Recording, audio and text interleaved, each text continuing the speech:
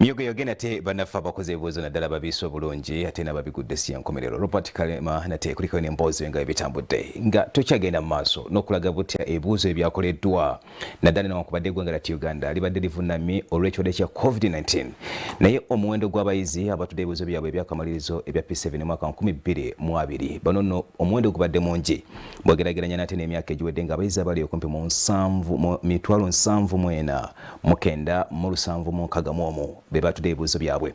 Tukuleetedde emyaka nga bwe zize zitambula okuli 2016, 2017, 2018, 2019 paka olunaku olwaleero omwaka guli ogumaze gwawedde okuba gwe bakozeko ebibuuzo emabega butya bye bakoze.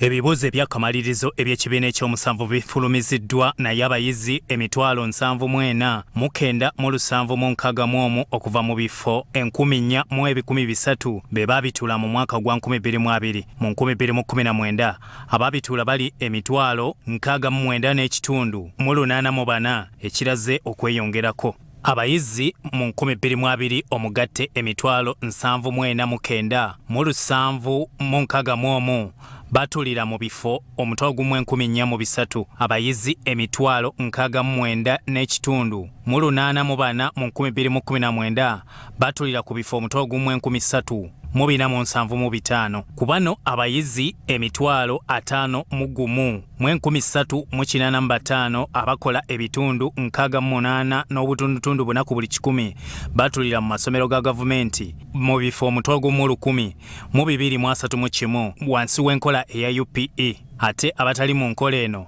bali 23,677 bye bitundu 31 n'obutundutundu 6 ku buli 100. Abayizi bwe bati bwe bazze batuula mu myaka 5 egiyise. Mu 2020 abali mu UPE bali 51,385 abatali mu UPE bali 23,677 bonna awamu omugatte bali 7,961 mu bifo omutwe gumu 1,403.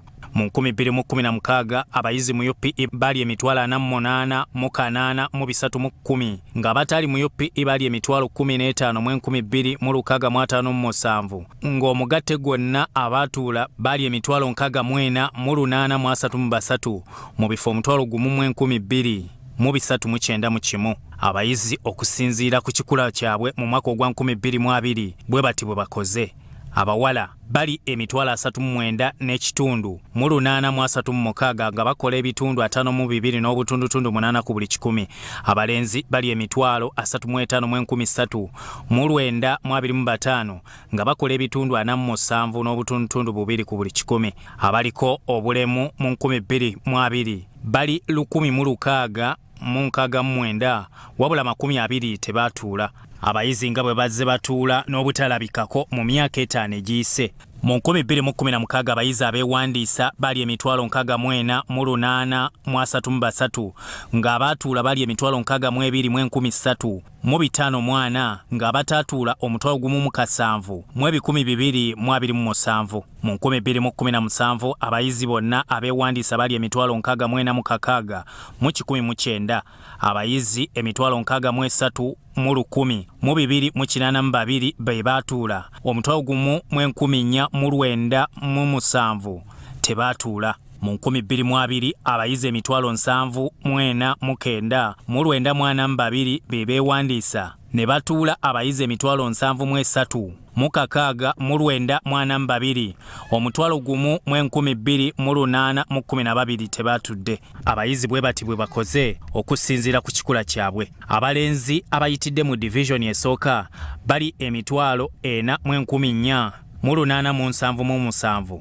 Mu division ey'okubiri abalenzi bali 16,373 mu division ey'okusatu bali 6,600 mu 781. Abawala mu mwaka guno abayitidde mu division esooka bali 3,600 mu 987. Mu division ey'okubiri bali 17,000 mu 738 abayizi mu makomera eruzira.